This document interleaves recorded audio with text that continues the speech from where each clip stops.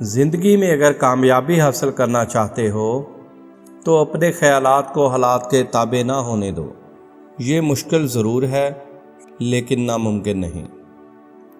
ضرورت سے خواہش، خواہش سے کوشش، کوشش سے حصول اور حصول سے نتیجہ پیدا ہوتا ہے۔ آرزو نصف زندگی ہے اور بے حسی نصف موت۔ کتاب کو اس نیت سے پڑھو کہ دل و دماغ عمدہ خیالات سے معمور ہو جائیں۔ جو شخص اپنی حیثیت سے باہر نکل جاتا ہے وہ ایک خطرناک گڑھے میں گر جاتا ہے۔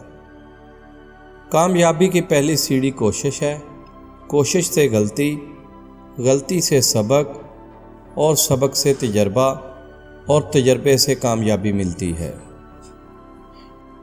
ہمت یہ ہے کہ کامیابی کے لیے آپ کے اندر کامیابی کی آرزو کو ناکامی کے خوف سے زیادہ عظیم ہونا چاہیے۔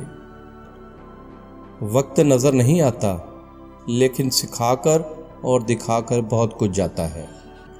علم وہ نہیں جو آپ نے سیکھا، بلکہ علم وہ ہے جو آپ کے کردار اور عمل سے ظاہر ہو۔